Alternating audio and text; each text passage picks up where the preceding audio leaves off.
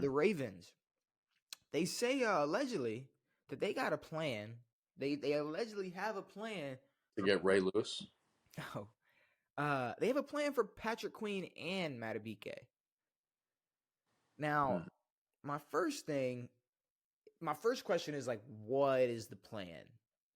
Like, unless you're like getting them to significantly accept or accept, a significant decrease in pay than they would get from another team. Yeah, because Matabike had almost 15 sacks this year, or maybe 15 or something like that. I honestly couldn't give you the number off the top. For a of my second, head, he was or whatever. I don't know. He was up there. The man is a amazing pass rusher. He is. But yeah, I mean that's my only thing is like a team friendly deal, because if they go out there and even explore their options, it's game over. I think it is. Yeah. I mean, it really depends. Like, unless they truly want to be a Raven and win and put a championship run or an opportunity at a championship run over a bag. I mean, honestly, I can see Patrick Queen maybe staying. I mean, really, like for his career, there's no better linebacker to be next to than Roquan Smith. But Patrick Queen's like got to do what's best for my family comment made me think like bro might be happy. Well, remember he was like, I got to do what's best for my family, which we equated to like I'm getting paid and making sure my kids are set up. That's why Tyreek. Yeah, exactly. And that's why he went to Miami and not New York, so that the taxes weren't as much. Now, okay, here's my question then, Devin. If you had to choose one or the other, you're running the Ravens, who you giving the money to? Who you keeping? Queen. Really? Why? I personally would. How many good years has Matabike had? How many has he had? Mm-hmm. How many years has he been in the league? I don't know, but like a couple? I mean, well, he's on the end of his rookie contract. Let's say if you want to fact check, that's what I'm saying. So like what, 3 or 4? 4? I don't know. I don't. Bro, to be honest with you, the way contracts work now, the way the salary cap works now, I don't even pay attention to it anymore. I don't have a clue. Honestly, I think it's just all a bunch of bullshit. Some year, I mean, like teams just make it work. When teams want to make it work, they make it work. Exactly. They make it work. Like the fact that, and we'll talk about this in a little bit, the fact that the Chiefs are probably just going to re-up with every single person that was on that roster last year except the trash receivers that they could care less about having on that roster next season. Yeah. Chris Jones already re-signed and shit. Oh, God. Did he re-sign or commit to re-signing? Well, I thought he signed a contract like 4 games into the season. No, there were free agency rumors like a week ago that he shut down. But we're going to talk about that in a little bit because I got a couple of things for that. I have no idea. Matabike's had 4 years in the league. He had 1 sack his first year, 2 his second, 5.5 his third, and then 13 this year. So, I mean, maybe it was just a great year. I don't know. But if they could keep both, that'd be great. But at the same time, you got, what's his name? Jeremy Stevens.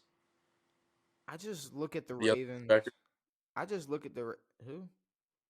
Jeremy Stevens. Who the fuck is Jeremy Stevens? Remember in the Steelers game, number 30, I think, the last game of the season, they had their other linebacker. They had their like four-string linebacker. Could have hit me with like Malik Harrison or something, but like he went crazy in the last game of the season. Brandon Stevens. Something Stevens. Geno Stone? No. No, but I don't know. The thing about the Ravens is it's like Jeremy Stevens is a fucking UFC fighter. Yeah, that's what I'm saying. Like, I don't know who you're talking about. Stevens something. I don't know who you're talking about, my guy. But look, Brandon Stevens. Yeah, I said Brandon Stevens, but he's not a lot. What you on right now, bro? Fucking number 30 on the Ravens. You good, bro? You good? Yeah, I'm good. Okay. No, but I just think the linebacker position for the Ravens is kind of like the running back position for the Ravens, where they're gonna make it work. Yeah, but I mean, so could D-line, you know. I mean, they really made it work, bro. Having Clowney, having whoever else Adafe Owe, he's a beast. You got to think about it, bro. There's some dogs on that line, man. We have other holes that we're gonna have to plug too. It's like we're not having Kyle Van Noy as a pass rusher next season. We're not. We're probably. I mean, Jadeveon Clowney's probably out of there. He's probably one and done as well. I'm saying just Roquan back there is enough to give, or is enough pressure to have Madubuike, have his presence felt even more. And I think you could better replace Patrick Queen than you can Madubuike. But at the same time, I mean, I'm saying that with the expectations that Queen is looking for a straight bag, which he deserves. I mean, he could get. I mean, he's not going to get a. I think it's gonna be a linebacker bag. Crazy bag. Who? Khalil Mack got a crazy one. I don't know if he's going to get something super crazy, but I mean, he'll get. Pass rusher bags are different than inside linebacker bags. Trenton Simpson. Sorry. Trenton Simpson. See, that is a way different person. Yes. Okay. He's a dog. Was he a rookie this year? Oh, fuck, dude. I don't remember. I don't know. I honestly couldn't tell you. I think he was a rookie this year. Yeah. Because you are right. You asked me like, well, how many good years has Madubuike had? And it's like, damn, now that you say it, fuck, I don't know. Like, yeah, you're right. He had a great year this year, but I mean, we've seen a lot of years where pass rushers have had great years. But see, I feel like maybe I'm looking at it too much from the owner's point of view, because that's a great argument to be like, so you should kind of take the team-friendly deal because Queen is going to get paid, bro. Like, he's going to get paid. No question about it. He's going to get paid, or he's at least going to get an offer. He's going to get an offer better what the Ravens are going to be able to offer him. To me right now, like the linebacker situation is maybe similar to your running back situation where it's like you guys have crazy depth. You're not going to pay JK. You're not going to pay fucking Dalvin Cook. I mean, even Gus is a question. It's like if Gus asks for too much, it's like, I'm sorry, but you got to walk. We got Eaton Mitchell, bro. Relax. You got to walk. Yeah, and if Derrick Henry wants to spend a year chasing a ring, a lot of y'all can walk. I'm not going to lie. A lot of people can walk, but if I had to choose one, I think I'd stick with Justin. Madubuike I don't know. I just like what I saw this year. He's just one of those big ass dudes that's quick and just is in your face, and I like it. And I'm not saying I think we're gonna be able to find somebody better than Patrick Queen, but I think we're gonna be able to plug that hole better than that. I mean, like I said, we are. Well, you already have a guy to plug that hole. We are losing pass rushers this year. Yeah. We are losing. Like, I mean, I forgot the list. Well, y'all led the league in sacks or second or something like that. We were up there.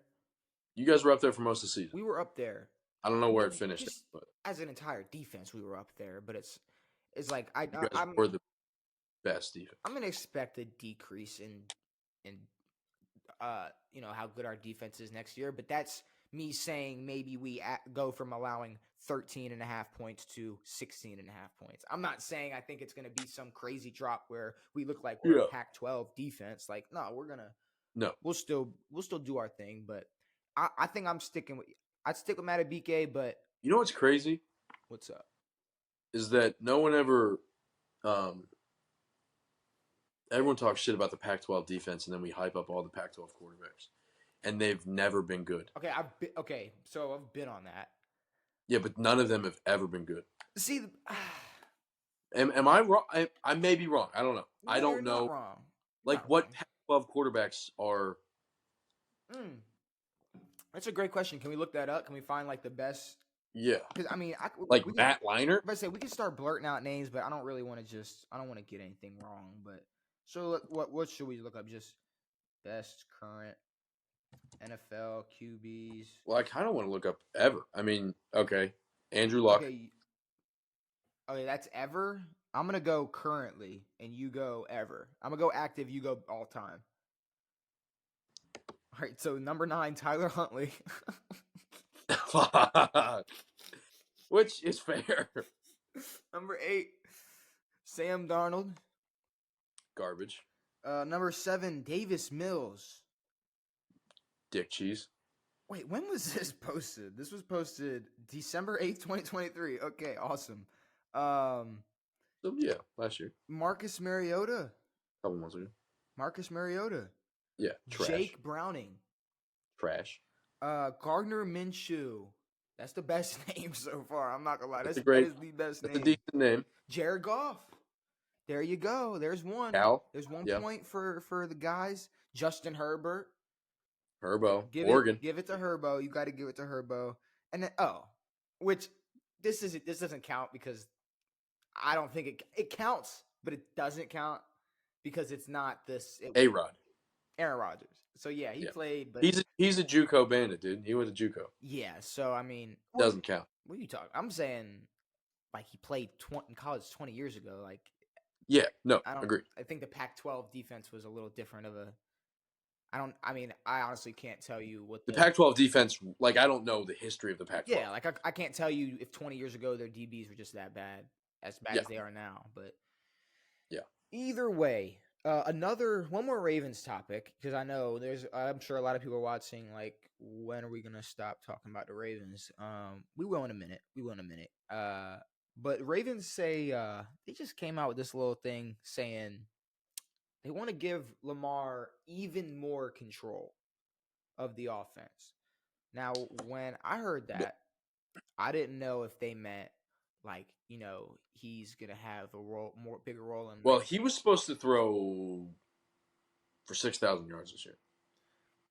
I don't know about that. But that's what he said. I don't know about all that. But they did change their game plan a little bit to where, I mean, Lamar wasn't running as much as he did in 19 or 20, and they were throwing that bitch up there a lot. But when I read, like, when I first saw the headline, I'm thinking more like, he's gonna have his name in, like, maybe maybe off-season moves, or this or that, or having his eye on, like, somebody in the draft. And because my whole thought process was, well, we already gave him the keys to the offense and the whole, we're running it how you want to run it. That was years ago. You call the well, no, but I'm saying this specific season was the year it was like Lamar has the keys, like, here you go. You got this OC, like, do your thing. And what's your fucking guy? Todd Monken. Yeah. But that's exactly what they're talking about. They're saying they want to give him even more control of play calling and the system and being a part of film and just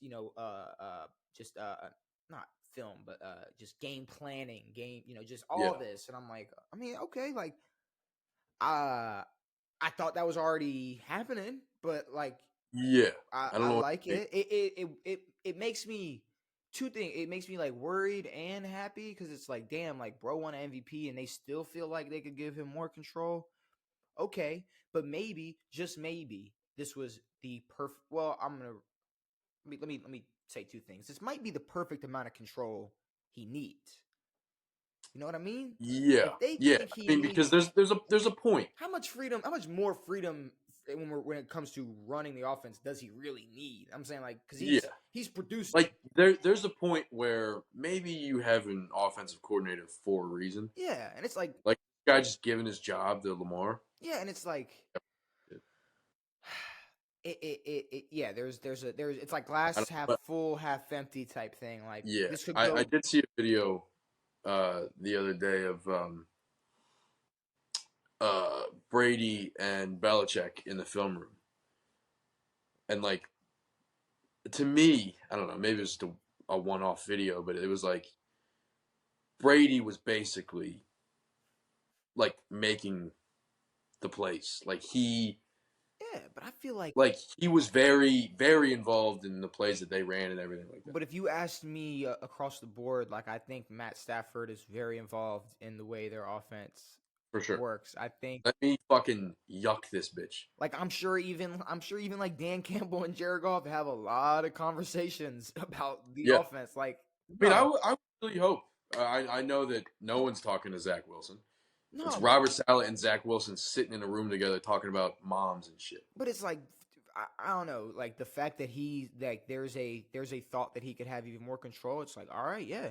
And maybe this goes back to maybe there were disagreements on how much we should have ran the ball versus the Chiefs, or maybe there was something because I Yeah, remember that was reading. the NFL telling you guys not to run the ball. I remember reading something about like there was a problem like with that, and I can't remember if it was just people online upset with it or if I read that there were players upset with that decision, but I honestly can't remember. But giving Lamar even more control, I have absolutely no problem with. He just won an MVP in the year that I thought he was given all of the control.